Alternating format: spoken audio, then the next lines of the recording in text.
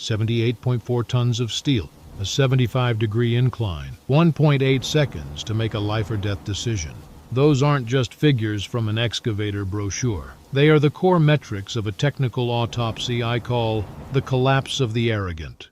Here at Wolf Canyon, Nevada, a site where a massive hydroelectric dam project sits abandoned due to a hemorrhaging budget, a mechanical leviathan, a Caterpillar 390F, lies belly up at the bottom of a 15-meter abyss.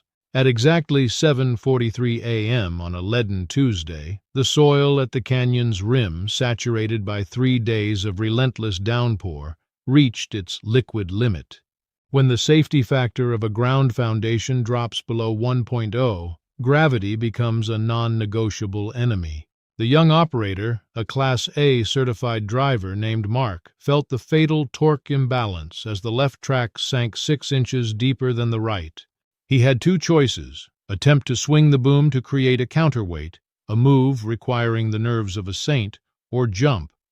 Mark chose the latter. The 850,000 to 390F monster somersaulted twice, its chassis screaming against jagged limestone walls before slamming its bucket deep into the alkaline silt of the canyon floor. It came to rest at a 45-degree angle, hemorrhaging hydraulic fluid like a harpooned whale. What are you looking at? A pile of scrap metal? No, I see a systemic failure of human logic. 2 hours later, Kane the Bull arrived. Let me tell you about Kane. He's a legend in heavy-duty recovery across the Midwest. He runs invincible iron and steel with a singular philosophy.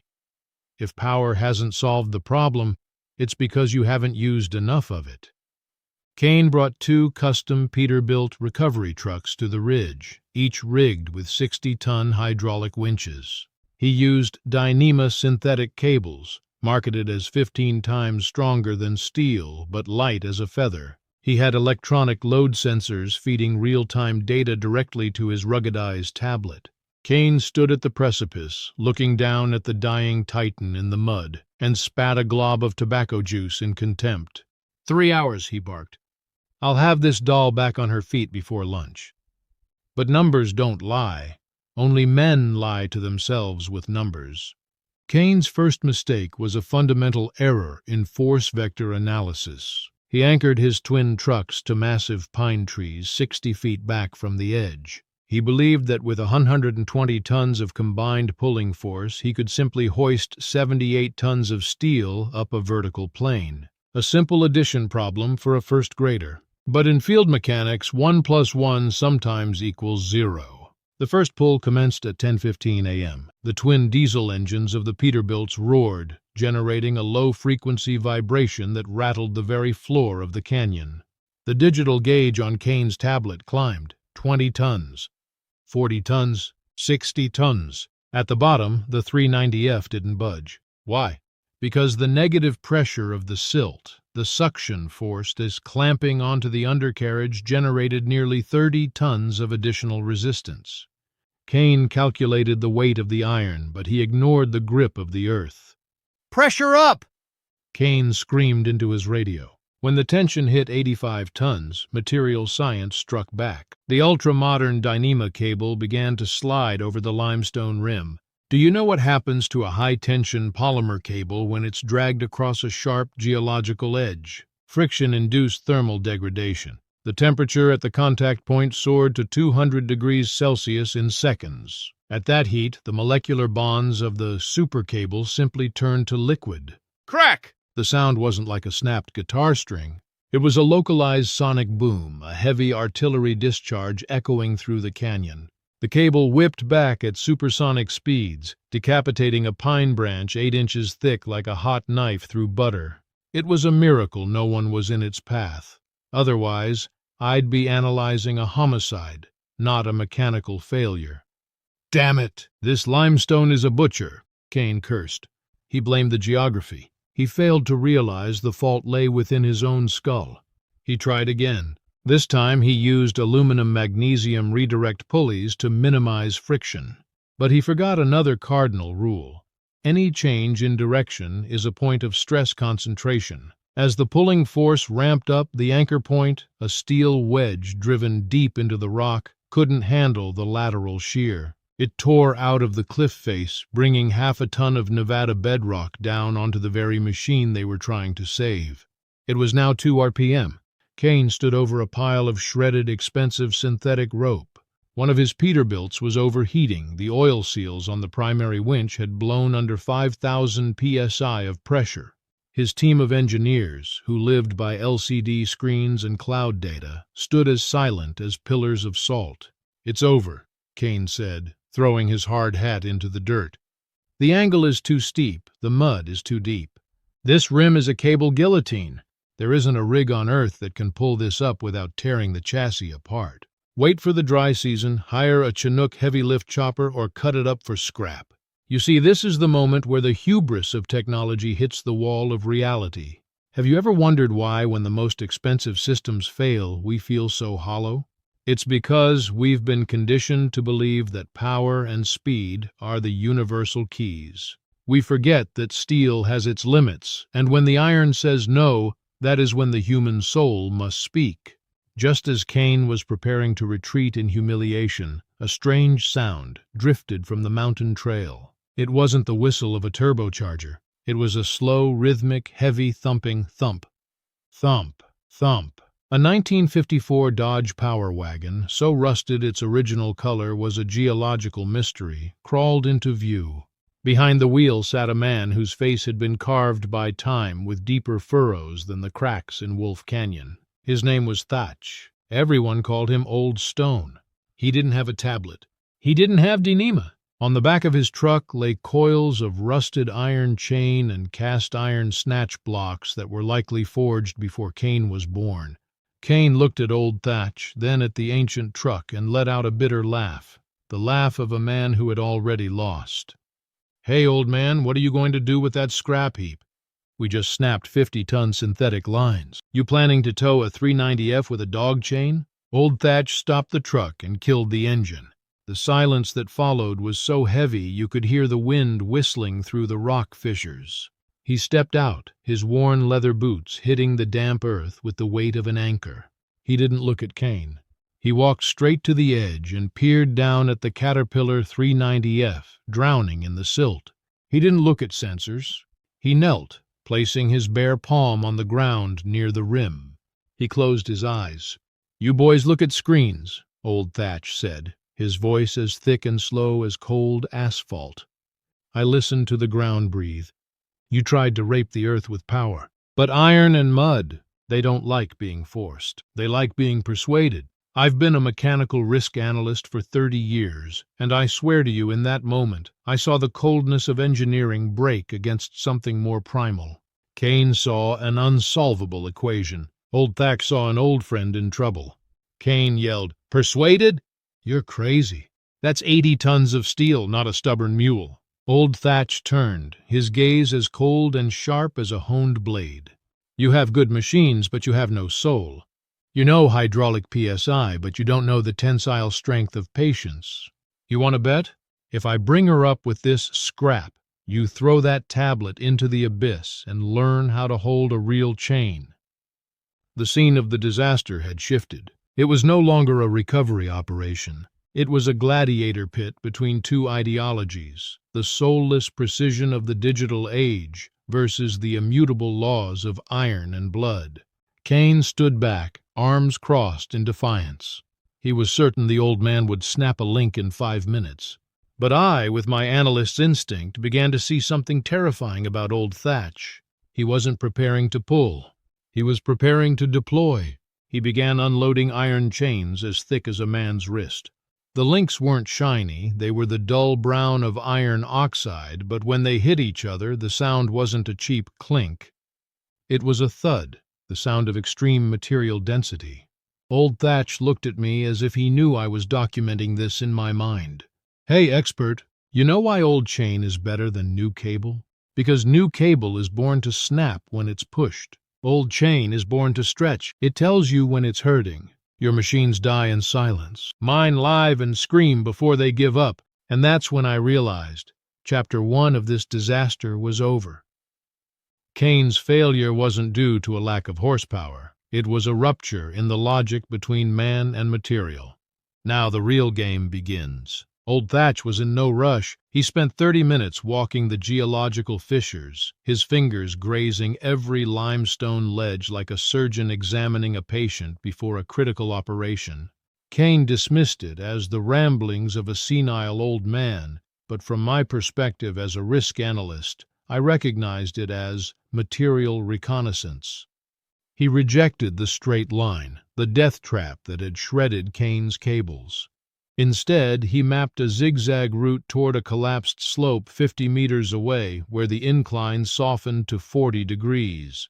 "The shortest path is the death path," old Thatch muttered, his voice dry like cracking stone. "You tried to outrun gravity with speed. I'm going to outwit it with leverage." He began unloading cast-iron snatch blocks forged in 1940. No ceramic bearings, no Teflon coatings, just axle grease and the absolute mesh of pure mechanics. He rigged a 5-fold gun tackle system. Do the math with me. Every kilogram of pull from the Dodge would manifest as 5 kilograms of raw force at the anchor point. This was a multiplication of power that Kane's microchips had ignored, blinded by their pursuit of instantaneous efficiency. The 1954 Dodge Power Wagon lacked sophisticated hydraulics. It featured a PTO, power takeoff winch geared directly to the engine's crankshaft. No overload sensors, no safety cutoffs.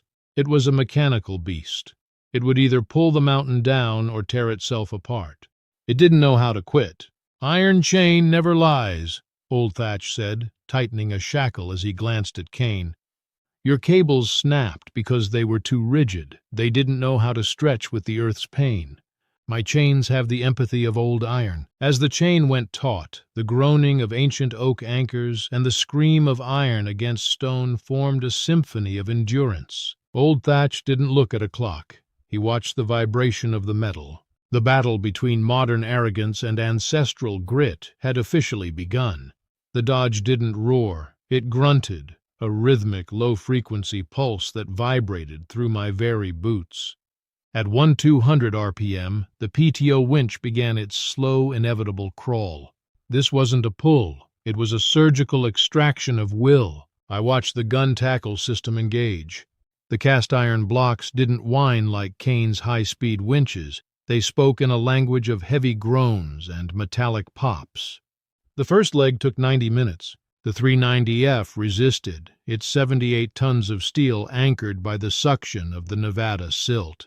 Then a sound like a giant's bone snapping echoed through the canyon. The vacuum broke. The earth finally surrendered its grip. "Now she's walking," old Thatch whispered. He didn't check a tablet. He kept his bare palm on the vibrating fender, reading the engine's labor like a pulse. To a computer, the tension was critical. To Thatch, the chain was just stretching its limbs.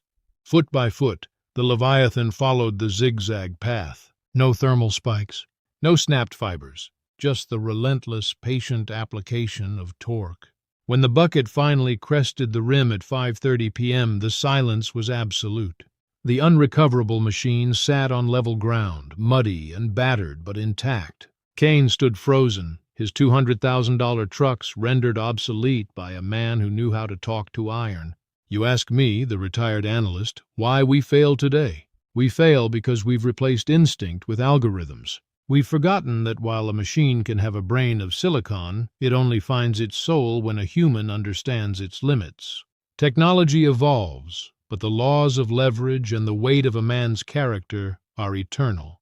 Old Thatch didn't just pull a machine out of Wolf Canyon. He pulled our dignity out of the dirt.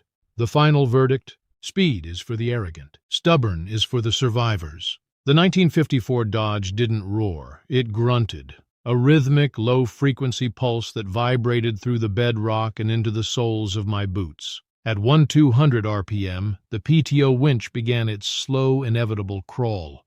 This wasn't just a recovery. It was a surgical extraction of sheer will. I watched the gun tackle system engage. The cast-iron blocks didn't whine like Kane's high-speed hydraulics. They spoke a guttural language of metallic pops and heavy groans. Under 40 tons of initial tension, the old iron chains didn't snap. They set, their molecular structure aligning under the load. The first leg of the pull took 90 agonizing minutes. The Caterpillar 390F resisted, its 78 tons of dead weight anchored by the vacuum seal suction of the Nevada silt. Then, a sound like a giant's bones snapping echoed through the canyon. The atmospheric pressure equalized. The suction broke. The earth finally surrendered its prisoner. "She's walking now," old Thatch whispered. He didn't check a tablet.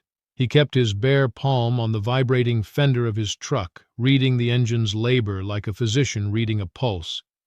To a computer, the tension was critical. To Thatch, the iron was just stretching its limbs. Foot by foot, the Leviathan followed the zigzag path he had charted. No thermal spikes, no snapped fibers, just the relentless, patient application of torque. As the excavator finally crested the rim at 5:30 p.m., the silence that followed was absolute. The unrecoverable machine sat on level ground, muddy, battered, but structurally intact. Kane stood frozen, his $200,000 rigs rendered obsolete by a man who knew how to talk to iron. You ask me, the analyst who has seen 1,000 failures, why the geniuses failed? They failed because they tried to replace instinct with algorithms. They forgot that while a machine can have a brain of silicon, it only finds its soul when a human understands its limits. Technology evolves, but the laws of leverage and the weight of a man's character are eternal. Old Thatch didn't just pull a machine out of the abyss, he pulled our dignity out of the dirt. Final verdict: speed is for the arrogant, stubborn is for the survivors. The silence that followed was more deafening than the roar of the engines. It was the sound of reality reasserting itself. As the dust settled over Wolf Canyon, I walked toward the 390F. I didn't look at the excavator, I looked at old Thatch's chains.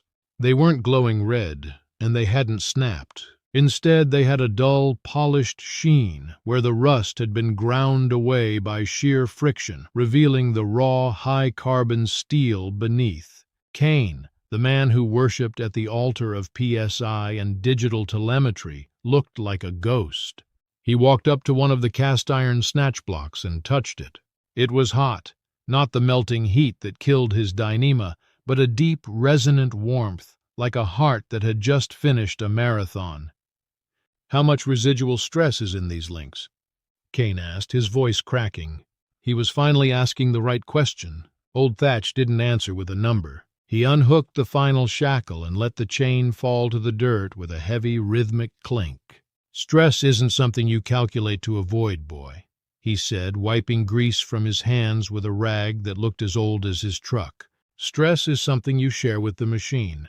If you don't feel the pull in your own bones, you aren't rigging, you're just guessing. That is the technical case I want you to remember. We live in an era where we believe we can out-tech the laws of the universe.